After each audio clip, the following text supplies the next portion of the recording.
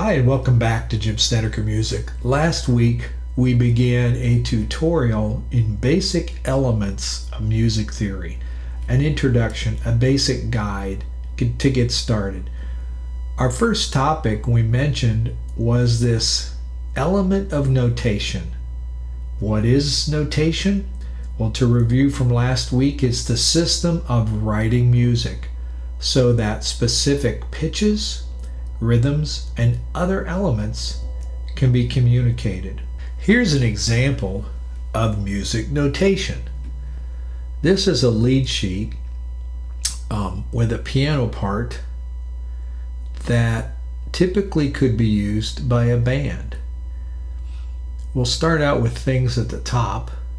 We have a tempo marking that equals 70. That tells us how fast we're going to play this particular song. We have what instrument it's for. We're going to be looking for a fiddle or a string patch on our keyboard. We have a treble clef, a time signature, a 2-beat rest, and on beat 3 is our first note. Now, in this particular example, this is a lead sheet of someone who is asked to pick out a melody, a lead part for this particular song. But the advantage of this is the person doing so can have a record of those notes. However, it's also possible that if you don't read music, if you're not familiar with these notes, you might wonder, what is going on here? So let's break this down. Our first note here is on the first line. That's an E. This is a D. It's the space below that first line.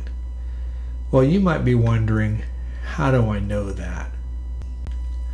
The way I know that is by this simple chart. I'm looking at the treble clef. I know that the note name on the first line is E. The second line is G, B, D, and F. We've already found the E on our score. Now, the next note we're looking for is actually below this in this space, so that would be a D. And that gets us started on naming the notes. Other things we should point out in a beginning glance at notation is what other symbols are on this page. We have a treble clef. It's often called the G clef. And we know that G corresponds to the second line, G clef. That's also our G note.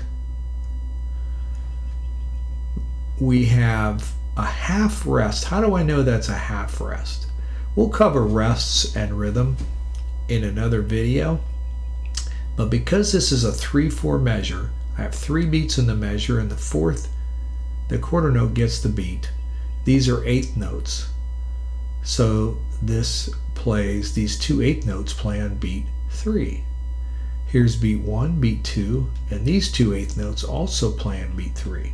So if we know that this note is E and this note is D, what would this note be? Just below the D would be a C. So we have 2 C's, an E and a G. Now we go to D. D, what's this one? If you said E, you're right. G. Now we have a note A. How do I know it's A? I go back to my chart. The note was on the second space, and it's right here.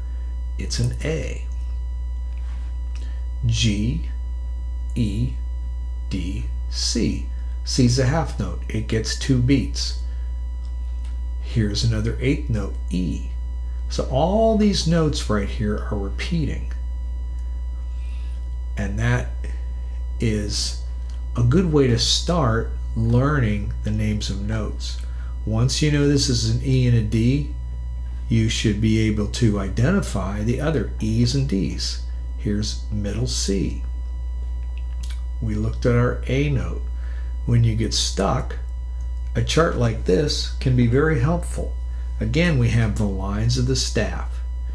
Now, we don't really have any bass clef notes in this particular score because, again, we were just interested in creating a lead sheet for a keyboard player. And we put our notes all in the treble clef. But nevertheless, I provided the names of the notes in the bass clef. So our first space, that's an A, second space is C, third space is E, fourth space G.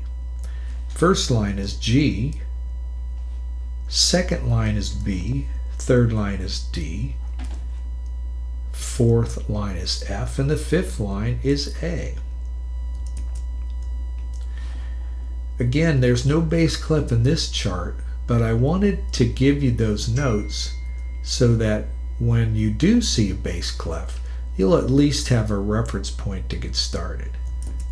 So in a few minutes at a high level, I wanted to show you how this system of writing music looks, how it expresses pitches.